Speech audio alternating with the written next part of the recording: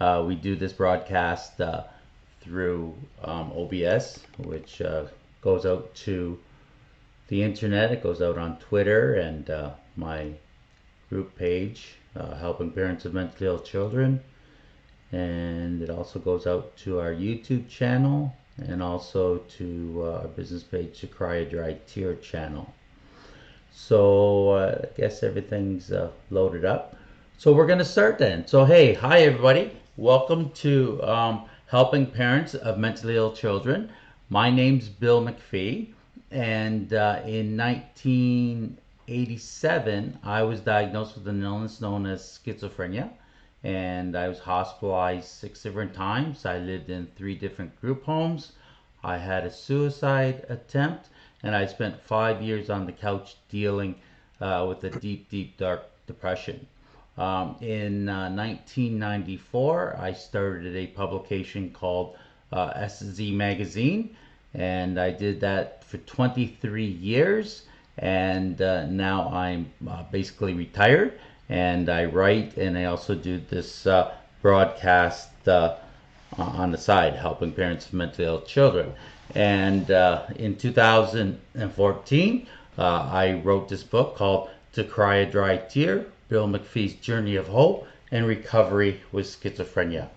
And you can find more about that through my website, billmcphee.ca, and all of our social media stations and everything like that.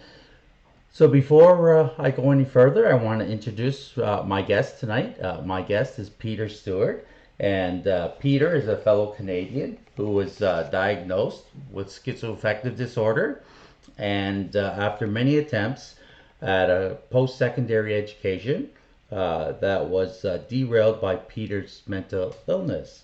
But now Peter's working toward a degree in social work at Trent University in Peterborough, Ontario, and his story of perseverance is really inspiring.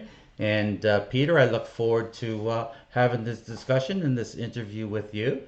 So hey, so you're in Peterborough right now, and I should mention to the folks out there is that I'm coming from you from basically Niagara Falls, Canada. I'm overlooking the Buffalo skyline and the Niagara River, and I'm right at the mouth of Lake Erie. And Peter's in Peterborough. So, Peter, how are you today? Very good, Bill. Thanks for No having me on. problem. Yeah, so great to see you again after many months and years of hiatus. I know we were out of touch for a while, but I called you up a couple weeks ago and we got back in touch, and it's always great to talk mental health with Bill McPhee, let me tell you.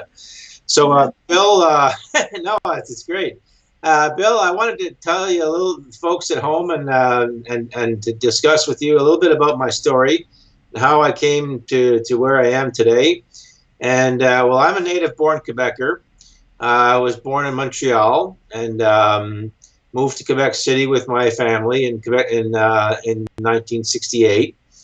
And my father was an IBM middle manager, so he started out as a technician fixing machines, and then became a field manager and then a middle manager, as that necessitated moving from Montreal to Quebec City. And both my parents were native-born Quebecers, and both were bilingual. And so I grew up in a bilingual environment and so forth. And you're bilingual too, is that right, And Peter? You're bilingual? yeah, and I'm bilingual as well. I speak English and French, so French is my second language. But the environment for that I grew up in Quebec City was a mixture. It was a mixture of sort of good and not so good, because and that affected my mental health quite a bit, because it was an all French environment. It was sort of like 94% French. English was the language that we spoke at home, which was kind of like an oasis of English at home. And French was all out in the street and in school. I went to an all-French school from kindergarten to grade 1, 2, 3, and 4 inclusively. And then my parents thought I was bilingual enough, so they sent me to English language school for the rest of my schooling. And problems with mental health started really even before I entered school. I mean, I remember as far back as age 3, um, having problems with anxiety. The anxiety issues started as far back as I could remember. And then when I went into the 7th grade in the first year of high Mhm. school, I started having problems with Yeah. juvenile And depression. Peter, can I just stop you there? I want to ask you so when I want to ask you a little bit about the anxiety. So in my thinking, when a lot of people, we hear anxiety a lot, anxiety this, anxiety that, everybody has anxiety in that. In my thinking, the definition of anxiety is basically fear of the present and always worrying about the future. Is that how you felt? Is that how your anxiety affected you? Yeah, the way it manifested itself is because I grew up in a very loving home, but also a very prescriptive and proscriptive Catholic home. So my faith has always been very important to me, but it has also been a source of both comfort and also of stress as well. So in the home, it was very loving, but also very strict and very severe in the sense of do this, do that, stand up, sit down, may I please do this, and that kind of sort of thing. And so there was a lot of anxiety that was created by the strict discipline in the home. And so despite despite the fact that the strict discipline created a lot of structure and a lot of good discipline and so forth, it also created a lot of stress about what's going to happen next, what's mom gonna think, what's mom gonna say, what's dad gonna think, what's dad gonna say, and so forth. And there was fear of corporal punishment and so forth, and so or fear of what my parents were going to um, think if I did a certain thing a certain way, or do if I did a certain thing a certain way. So there was a lot of anticipatory anxiety, so to Okay. speak. So that's what I mean by Okay. Thank you. anxiety. It's apprehensive anxiety. Apprehensive anxiety. So that's what I meant by anxiety. Yeah. So and then so that kind of led up to in the 7th grade, kind of sort of a segue into depression, because in the 7th grade, the first year of high school, there was a lot of peer pressure to conform to a music culture and a pop culture, or also a pornographic culture of pornographic magazines, and also of music culture, which was highly sexualized and so forth, and also lots of American movies, TV shows, and so forth, which were not in keeping with the tenets of the Christian faith that I grew Mhm. up with, and that I was still growing up with at the time. And so I felt a sort of dichotomous kind of like a conflict between the values that I was learning at church and learning in the home, and the values that I was learning in at school, not necessarily in the classroom, but in the hallways, and in the in the pop cultural sort of popularity contest of Mhm. school. And that peer pressure was very powerful, and it led to a lot of burgeoning depression, and it led to the beginnings of substance abuse to sort of fit into a pop cultural paradigm, which I did not really necessarily agree with, but I felt compelled to fit in Mhm. with. So that's why that was the beginnings of the substance abuse to cope with the anxiety and depression. So that started at age 15 in the ninth Mhm. grade, and it increased as I went along, and I graduated from high school with no failing grades and so forth, but with very much a sense of fatigue with respect to school, and depression, which was on the verge of sort of a collapse. And I should not have continued on to community college, but I was from a middle class environment, which my parents felt I should necessarily continue to college. Uh, and I did not feel that I had the right or the ability to assert myself and say, look, mom, dad, I'm not ready to go to college. Maybe I should take a gap year. And talking about, tips that you can give to to the parents of these Right. children. If talk to your kids. If your kids are having issues with or feel that their kids might be need a gap year in between high school and college and so forth, don't hesitate to cut them some slack, because I felt after I graduated from high school, I could have used a gap year in between going, from high school to college. I felt that I could have benefited from a Yeah. gap year, and I didn't get Yeah, it. yeah, Yeah, exactly, yeah. Peter. Just that's what we're going through here. My son Dwight, he's 18 and he's graduated. He's graduate of 2020 year, and he was gonna go he was gonna go to Niagara College in September. But with all this online stuff and everything like that, he decided he's working, so he decided that he's not gonna go right back in September. He's gonna wait and see what's happening in January, next January go. Right, right. Yeah, and that's sort of the situation that I was in, but from a different perspective back in the early 80s, from the point of view of a mental health situation which was burgeoning, was growing, and also there was a lot of psychosexual frustration and psychosocial and social emotional frustration concerning my emerging manhood with respect to my desire to have a relationship with a woman and so forth in my late teens and early 20s, and my emerging sexuality and my emerging manhood and so forth. And I did not have the mentoring with respect to either from my parents or from a clergyman, or somebody in my faith community, or somebody in a peer mentor of some sort who could guide me through these difficult times in the late teens, early 20s,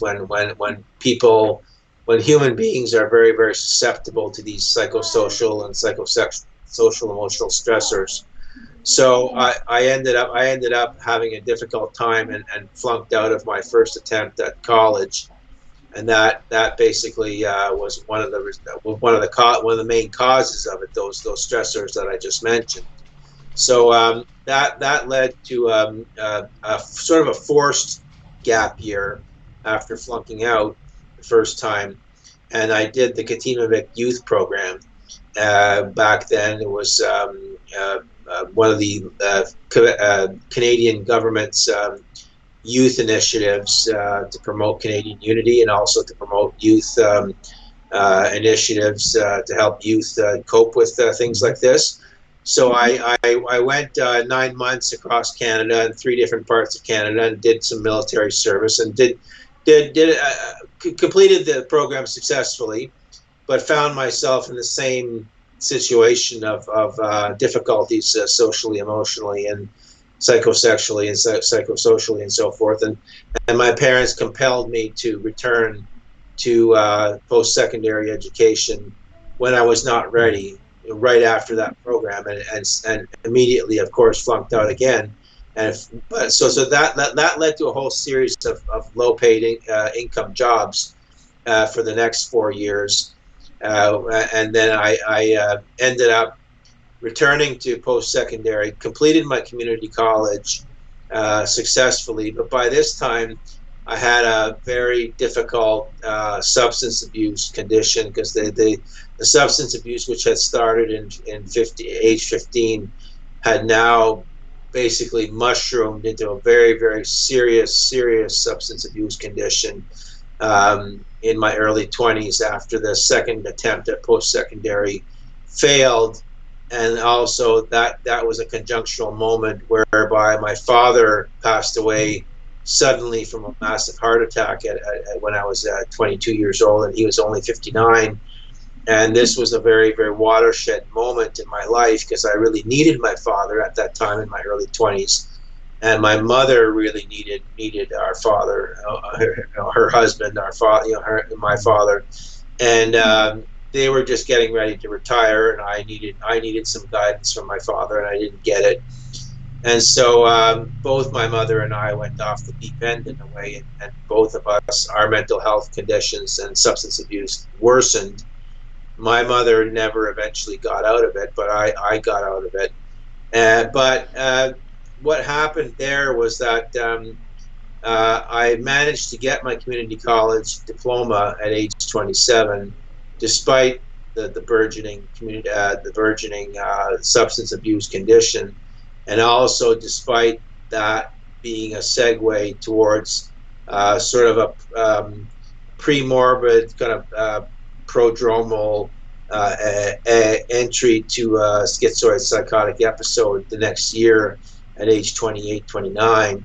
That was when I was diagnosed with schizoaffective disorder, and that was another watershed moment, because when I was diagnosed the next year, it was quite revelatory, because I'd been wanting to find out exactly what is wrong with me, what is wrong with Peter, because I knew that there was something wrong, but I just did not know exactly, could not put a finger on it. But finally, the situation got aggravated so badly by the substance abuse and all the social isolation, lack of social support, lack of peer mentoring, and so forth, that finally I had to seek out the guidance of a psychiatrist. And basically, the psychiatrist, after I'd say about 4 months of consultations, 1 hour each over a period of about 2 to 4 months, basically diagnosed me with schizoaffective disorder. Yeah, Peter, if I can ask, so were you actually hospitalized at any time, or was this all happening as an outpatient? Were you actually in the hospital? Well, initially I tried checking myself into the hospital that winter to be an inpatient, because I felt my situation had aggravated so badly, but I did not know what the parameters of being hospitalized meant in the mental health system. So I went to psychiatric emergency in Quebec City, at the psychiatric hospital in Quebec City, and basically wanted to be admitted. And I was told that, well, Mr. Stewart, do you have suicidal ideation? Are you in danger of harming yourself or harming somebody else? No. Well, no, we can't admit you. So I did not know that these were prerequisites to being hospitalized, but I was simply in a psychotic state. So I was not admitted at that time. So the answer is no. But eventually I was admitted. Subsequent to my diagnosis, eventually I left Quebec City after recovering from the initial schizoid psychotic diagnosis, and went to pursue my studies in Ottawa, and was performing not too bad in first semester, but I was having a lot of social isolation issues, living in a small rooming house off campus, and eventually had a relapse of my negative symptoms, the social isolation and the depression and anxiety and so forth, and it got so bad in January, February of my second semester of my first year, that I had a bit of a crisis. I had a bit of a really bad anxiety attack, like really really bad crisis. And I called the one and only friend that I had as a social support on campus. We were part of, again, it comes back to the Christian faith. I was part of the Catholic youth group on campus, and I had made one friend in that group, and I had her phone number, and she had my phone number. I called her up, and she came over to my room, and she basically assessed me, because she was doing psychiatric work with occupational therapy, and so she said, "Look, Peter, I think you need to be admitted." So she came with me. She accompanied me to the Royal Ottawa Hospital in Ottawa, Ontario, and they deemed me sufficiently in bad condition to be admitted. So I was admitted to the Royal Ottawa Hospital as an inpatient on two separate occasions for 6 days at a time in February of 1994 and in February of 1998 on two separate occasions. And eventually, I was sent home on both occasions. And so the first occasion was basically a relapse of negative symptoms, and the second occasion was a relapse of positive symptoms, of the psychotic symptoms, exacerbated by substance abuse. I was living in Spain, and traveling in Spain after a work contract in France, and again, social isolation, substance abuse, and so forth, and wound up with positive symptoms, and flew home, and was immediately admitted to the Royal Ottawa, and they put me in the mood disorders place for 6 days, and so I eventually I recovered. I had a spiritual awakening on the 6th of February 1999. I had a supernatural experience. I had an encounter with supernatural, what I can only describe as being the spirit of the living God. I was under the influence of alcohol, but not any other drug. But I basically had a supernatural encounter with I can only describe it as this Holy Spirit. It was an apparition that entered my apartment, and I basically had that spiritual encounter. It was kind of like an aha moment, kind of like a Jesus moment, and basically I was basically told by this apparition that I no longer had to consume substances for the rest of my life, to put it bluntly. And that basically, since that time, since the 6th of February 1999, I have not had any substances. And since that time, I moved back to Quebec City for 12 years as an end-of-life caregiver to my mother, which just helped me discern a vocation to social work. And I worked at various vocations while I was living in Quebec City in the social work field, including working with seniors and people with mental health disorders, substance abuse, and so forth. And my recovery from mental health problems and substance abuse improved greatly in those 12 years of recovery in Quebec City, looking after my mother. My mother eventually died. I settled her estate, and then I found myself moving back to Ontario to pursue my career in social work. And so I've been for the last 6 years, I've been either in Niagara College, and where around where you live, taking a social service worker diploma at Niagara College, and then now for the last 3 years here in Peterborough, taking a Bachelor of Social Work in Trent University. So that's basically my story, and I'm very happy to be alive. I'm alive and kicking. I've been working as a personal support worker to pay my way through university, and life is good. I'm alive and kicking, and I'm clean and sober, and basically that's the story. That's great. That's great. And yeah, so you're going back to school and you've been working. So yeah, that's fantastic. Do you have any tips? I know that you mentioned about parents with their children, to talk to them and everything like that. As this is helping parents of mentally ill children, what else would you recommend? What else do you think parents need to know? Well, parents need to look for telltale signs in their children. If the child is, especially as a teenager or late teens, early 20s kind of age cohort, if the parents see the child being socially withdrawn, isolating themselves in their room, blunt affect, as we call it, perhaps, especially in this world of increasing substance abuse, if they suspect in any way, shape, or form that their child is using substances, if they find a bong or or any kind of papers or that kind of thing. If they suspect substance Mm. abuse, talk to the child. Don't be afraid. Don't be afraid of reaching out for resources. We live in Canada.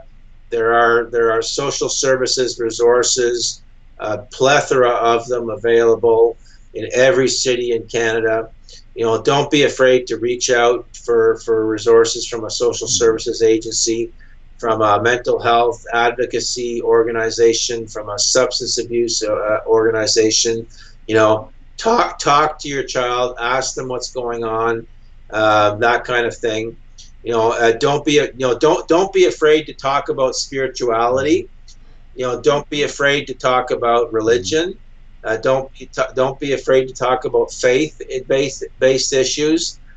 Even if your family perhaps is not very deeply rooted in Mm. faith, your child may very well be having an existential kind of Mm. crisis kind of thing. Yeah, Peter, I go was ahead. just wondering, are you on any medication at all, or are you on any meds? Yes, yes. Oh, yes. I would not be able to live without my medication. There have been several instances where psychiatrists and family doctors have actually tried to take me off my Mm. medication because they feel that somehow, for various reasons that I won't get into, they feel that I'm doing Mm. well enough that somehow either they don't believe that the original diagnosis was legitimate, or somehow they believe that the medication that I've been on for the last several years is not the right one, et cetera, et cetera. They have tried to wean me off this medication. I'm on an antipsychotic and I'm also on an Mm. antidepressant. Any attempt to ever wean me off my medication, Bill, has been an unmitigated Yeah, disaster. All the symptoms have always yeah, come back. So to also recommend to families is that if your child is struggling with the whole notion of having to take medication and having to reconcile themselves with this whole notion of, oh, I got to take medication, this is mm, such a bummer. you know don't hesitate to take your medication, right, because this is the biggest thing in mental health is compliance with right, medication. And they have lots of options now. You have injectables and so forth. So don't hesitate to talk about medication and the need for right. compliance and And so forth, that kind of thing. and Peter, if I can say you have really good insight into your illness. It's like you have very good insight. But let's talk a little bit about when you are actually in school. I know that when we used to meet several years ago, I think you were into exercise and trying to get in shape, and that you were running at the time. So are you still trying to stay in shape? And then Oh, for sure. segue into as far as getting up in the morning and making your classes, and a little, if you struggled with that, or struggled with concentration in your studies, or the I know that when you were going to college you had lots and lots of homework and things like that. Talk a little bit about that. Okay, well, I don't run because running doesn't suit my body structure. But what I do, Bill, for stress relief and also to stay in shape, and also weight management, because that's a big issue with the Mm-hmm. medication. As we all know, with mental health. Um, I What I do is I bicycle in the summer when it's possible to bicycle on the roads, and I have a stationary bicycle for the winter time, and I do a lot of stationary bicycling, but also I do a lot of Right. walking, which is it's free Yeah. exercise, Bill, and it's like you don't need any equipment, you don't need any gym Right. membership. You don't need necessarily any special footwear apart from running Mm-hmm. shoes or boots or anything like that, and it's free exercise. And Bill, I'll be honest with you. I go out into the community at all times of the day and night, and I sometimes go for walks at 2 a.m., 4 a.m. I'll go for a walk at midnight. anything to clear my Mm-hmm. head. And with respect to getting up in the morning, um, since I've been on the medication, Bill, um, I had Herculean struggles for about at least 20 years getting up in the morning. That was one of the biggest issues with the depression part of my illness, was getting those 2 feet out of the bed and onto the ground and out of the bed. And since I've been taking the medication, Bill, it's been a night and day transformation. I actually like getting out of Oh. bed, and I don't have a problem Mm-hmm. getting out of bed. And since I lost the weight, and I'd say I've kept about 75% of the weight Uh-huh. off, Bill. And I used to have sleep Mm-hmm. apnea as a result of weight gain, and I lost the weight. The sleep apnea has gone away. I've been able to keep the weight off, and I enjoy getting out of bed. And with respect to the schooling, having lots of homework, I used to be a procrastinator, Mm-hmm. Bill. I used to be a big procrastinator as a result of the anxiety and the Mm-hmm. depression. Now I've transformed that anxiety and depression into being kind of like a proactive, sort of preemptive kind of person, where I power through the anxiety and the depression by being sort of proactive and preemptive, as opposed to procrastinating. I get everything done ahead of time. Maybe Yeah. a bit too keen in a way, but yeah. So yeah, go Yeah. ahead. Yeah. So I just want to mention a little bit about that. Is that people are always talking about motivation. Oh, I got to get motivated, and I'm waiting for the motivation. And what can I do to be motivated? But the truth is that there is no such thing as motivation.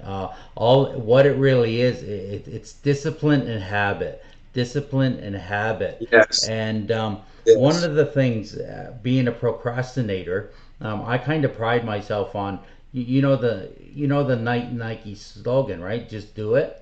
Well, I Yeah. think I've Yeah. come up with a better slogan than that to help you predicate your procrastination. And you know what that is? Just do What? it now. Just do it now. Don't wait. Don't worry about just doing it. Just do it now, right? Yeah. Yeah. There's no time like the present. Exactly. Yeah. So, Peter, I just want to ask That's you again. right. That's So, right. you alluded a little bit to your sleep apnea, but how are your sleeping patterns? Is that still a struggle for you? Because I know a lot of times people with mental illness, me included sometimes too, is that sleep is so important, but sometimes our sleeping patterns are really not very good. Yeah, I'll be honest with you, Bill. Yeah, my sleep is difficult. I mean, since I have still have difficulty with the anxiety, I have a tendency to go to bed early and get up early as a result of the anxiety and as a result of taking the antidepressants. So what I do is I have a tendency to tuck in at maybe 7:30 p.m. Wake up at 2:30, 3:30, 4 a.m. and get going. Like I cook early in the morning. I cook my supper early in the morning before I get up. As I get up, before I have breakfast. Sometimes I'm cooking my supper early in the morning, that kind of thing. So I cope with the anxiety, with the anticipatory or the preemptive anxiety, by being very active in the early morning. I said, well, I'm up here, so I might as well do emails, do a lot of, like, people say, well, boy, I got an email from you, Peter, at 3:30 a.m. I was like, yeah, well, I'm up. So I do emails. I do homework. I do a lot of assignments at 3:30 at 2 a.m. and so forth. And so that's the way I cope with it. But I'll be honest with you, Bill. Sometimes I have to take an Hmm. Ativan because I don't use much Hmm. of them. I don't, like, I maybe go through a bottle of 30 of them in Oh two yeah. years, Uh-huh. kind of thing. But I don't use many of them. But I do have to shut off my brain. I do have to use, like, cognitive behavioral type of what we call thought Hmm. stopping. Just stop that squirrel in the cage, kind of thing, or you know the hamster Yeah. in the cage, kind of thing.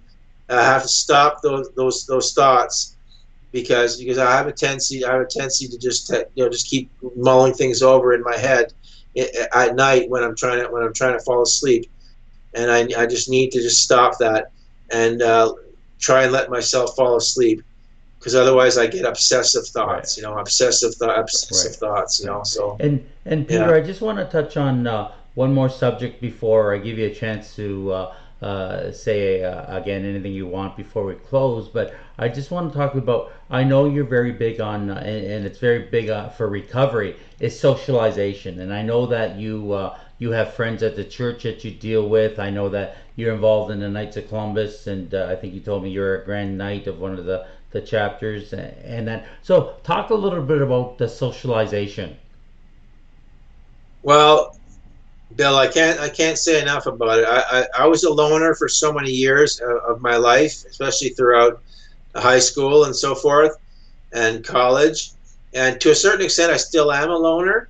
But I've developed more of a gregarious side, and I said to myself, okay, you know, we're all people who need people, and we're no man's an island, and no woman's an island, no person's an island, and we're all spirits in the material world. We all need to live in this mortal coil. So I've developed three social circles that are keystones in my recovery, Bill. There's the 12-step recovery program of Alcoholics Mm. Anonymous, the Catholic Church, and Knights of Columbus. So everywhere I go, anywhere I move in Canada or anywhere I go in the world, there's AA, there's Knights of Columbus, and there's the Catholic Church. Virtually everywhere I go. So everywhere I go, I join my local Catholic parish, my Knights of Columbus chapter, or they call it a council, and then I join my local AA group. So I have a guaranteed sort of prefabricated social circle of people in those three social circles, and so I have a basic guaranteed prefab social circle, and I meet great people, and they're all spiritually based, and they're all very good people in those three spiritually based Mm. fellowships. So that's how I do Wow, it, that's Bill. great. That's great. So okay, Peter, I think we're gonna end here. But before we end, did you want to say anything else before we conclude? Well, Bill, I'd just like to thank you for reaching out to me, and for having the opportunity to do this broadcast. I know you're a great mental health champion for the cause, and I'd like to encourage you to keep on doing this. And thank you for having me Great, on, you're Bill. welcome, Peter. So now this is the time, Peter, where I tell people that I'm going to pray for you and I'm going to pray for the families. So if you're rolling your Yes. eyes and think, oh, here's rolling the religion or whatever, this would be a good time for you to tune out because in a couple seconds here, I'm going to pray for Peter and I'm going to pray for the parents who are dealing with mental health children. So here we go. So Lord, we just thank you for this day. We thank you especially for Peter and his willingness to talk about his mental health issues. We thank you that you have provided him recovery and through medication and socializing and through stamina and trying his best and persistence. And we thank you how you're working in his life. And Lord, we just want to pray for those parents who are dealing with a mentally ill child. I know, Lord, that it's very difficult at times, very strenuous, different dealing with illogic and logical and psychosis and out of reality, and it can be very, very frustrating. But we just want to lift them up to you, Lord, and ask that you give them practical help in their day to day walk with you and their day to day caregiving exercises with their sons or daughters. And we just lift all those people up to you at this time. Pray this in Jesus' name. Amen. So, Peter, thanks a lot for being a Yeah, guest here. And we yeah, will Bill. just Well, close it here. But all the best of luck. And definitely, we're going to keep in touch, okay? thanks a lot, Bill. Okay. Bye bye for now.